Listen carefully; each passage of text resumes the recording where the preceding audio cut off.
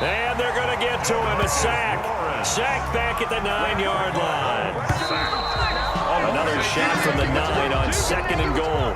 First half in the books. You're watching the NFL on EA Sports. Welcome back. Halftime over. We are ready for quarter number 3. Alongside Charles Davis, I'm Brandon Gordon. And ready to get the party started for the second half. It was an even first half, all tied on the scoreboard. And able to take it past the 25 and up to the 28-yard line. The Browns drive about to get started. First half showed us some pretty good offense. Tie game, we'll see what the second half brings. And it'll be interesting because I think both sides feel pretty good about what their offenses are doing.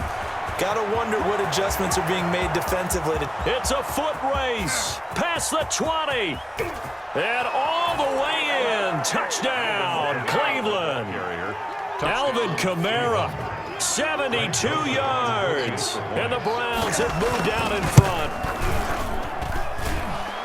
Boy, the action just coming fast and furious right now. If you got up to go get a drink from the fridge, you picked the wrong time. 2 long touchdowns. Yeah, and that's how you answer a one-play drive with a one-play drive of your own. And you're exactly right. If you step away from the action, my dad took me to a Major League Baseball game when I was 8. I needed to go to the bathroom. Of course, while we're in the bathroom, grand slam home run. Well, it tends to happen that way, doesn't it? Yeah, my dad still hasn't forgiven me. At their own 20. You can just kind of sense the momentum turning here. It's 1st and 10.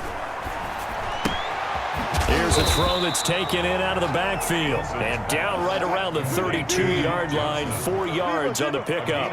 They'll contain him to just 4. Second down. At the 32-yard line. A throw over the middle taken in. The 20. And he takes this way down deep into Cleveland territory. Steelers. 1st and goal at the 8-yard line. Now Bell. And he'll be stopped up after only a couple of yards as he gets it down to the 5. The ball carrier. I have to think a major focus of the halftime meetings had to be figuring out how to create space for the running game to get operating. Well, what you pointed out to me at half seems accurate. That line has struggled to sustain blocks. Yeah, I would agree with that totally. They've got to focus on staying on their double teams at the first level, make sure that block's secured before they slide off and try and chip someone at the second level. On 3rd and goal, Wilson. And caught in the end zone. Touchdown, Steelers. Brandon Ayuk there to make the grab. And the Steelers are an extra point away from tying this thing up.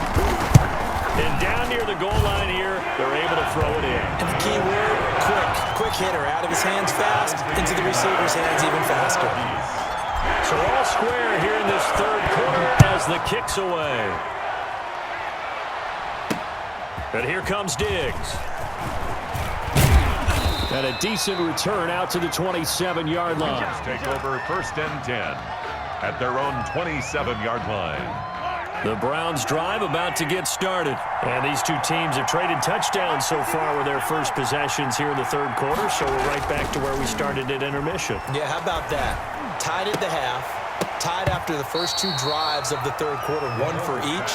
That tells me that someone's defense has got to step up and make a big play and try and change the momentum of this game. Well, Charles, let's step aside, different topic here for a second. Unfortunately, the NFL lost a legend earlier in this first month of the 2020 season. Hall of Fame running back Gale Sayers passed away at 77. And Sayers, the youngest man ever inducted to the Pro Football Hall of Fame, was just 34 years of age when he got that honor back in 1977.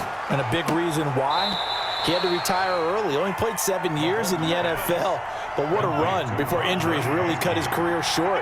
In fact, he played the equivalent of 4 full seasons out of those 7 that he played because of injuries. But he was first-team All-Pro 5 times, led the league in rushing twice, and still holds the record for kickoff return average this many years after he retired. Commissioner Roger Goodell called him one of the finest men in NFL history. And I can tell you this, partner, one of the most exciting players we'll ever see. And past the 35, he'll be dropped a yard or 2 shy of the 30. It's a pickup of 17 and a first down. They show run with 3 tight ends here on first down. Now a handoff. Here's Kamara. Preston Smith there on the stop. Well, on every play call, you realize it's not going to go for a touchdown. So a lot of your calls are setting things up for maybe later in the game, trying to establish the inside run with toughness now, hopefully get to the perimeter later. And let's face it, you could do worse than a 4-yard run on first down. It's a pickup of 17 and a first down. First down, Browns. They'll run on first down. It's Jackson, and he'll go down, and that will do it for the third quarter of action.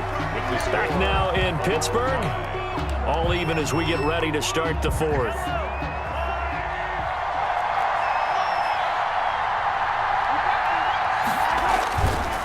Again, it's Jackson as he'll stay on the ground. And a little bit of space there takes it inside the 5 to the 3. That's a gain of 4 as we slip inside of 4 minutes left in regulation. A couple extra tight ends in the formation here as they line up 3rd and 2.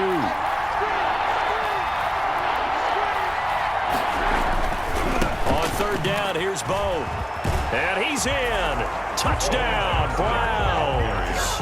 Touchdown. A great effort there.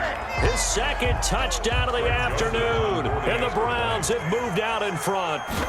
He had the option to hand that football off. I think it's safe to say that he made the right decision. That was a heck of a run. It certainly was. And when you mentioned the option, most people think the quarterback's not going to keep the ball. You know, in the NFL, that's usually not the recipe for being around too long. So when you do keep it, it often surprises the heck out of a defense. And a nice return sets him up pretty good here right at the 30-yard line. The Steeler offense here about ready for their next drive. And now after the touchdown a moment ago, they work from behind in a 7-point game in this fourth quarter.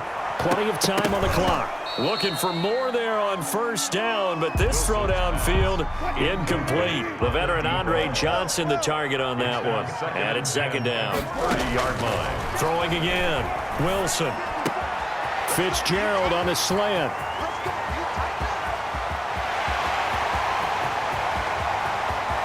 And into the end zone. Touchdown, Pittsburgh. Larry Fitzgerald. 70 yards. And the Steelers are an extra point away from tying this thing out. And he puts it through. That will tie the game. 28 all. So right back to square one. Tied at 28 as he kicks it away. And here comes Diggs. And he's up across the 25 and down at the 28. Over 1st and 10 at their own 28-yard line. The Browns drive about to get started. Well, they just gave up the score to tie it. That's the bad news. The good news, plenty of time in this fourth quarter to try to grab that lead back.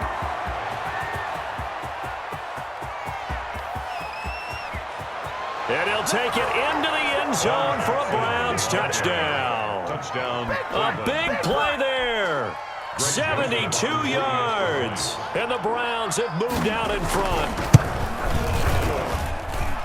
Go ahead and give him the hat trick. He's been in the end zone now 3 times. You toss your fedora first, okay? You go ahead and do that. But let's be honest about it. That third one, that's the most spectacular run he's had in the ball game. It's almost as if he's been playing his own game of, can I top this? And each run has been more spectacular than the last. And he'll be dropped at the 21-yard line, so bringing it out of the end zone proves not a good decision, loses him about 4 yards. 21-yard line. On 1st and 10, it's Wilson. And he's got his man in stride, complete. And he'll be taken down, but not before they work it across midfield. The catch and run going to wind up netting him 33 yards. Flush to his right. And seeing no options, he just tosses this one away, incomplete. Now that'll bring up 2nd down. So after the incompletion on first, now 2nd and 10. Throwing it in here on second down, this time complete. And they're going to have another first down as he's going to be tackled at the Browns' 36. It's a first down on a gain of 10. On first down, Wilson. Caught on the left side, Fitzgerald. We've got a one-score game with inside of 2 minutes remaining. So the Steelers with the football as we get you reset. They come up on a 1st and 10, desperately needing a score here on what could be their final drive. He's tackled a yard short of the marker. Good gain of 9 on first down. The ball carrier. Well, partner, I know this type of running back.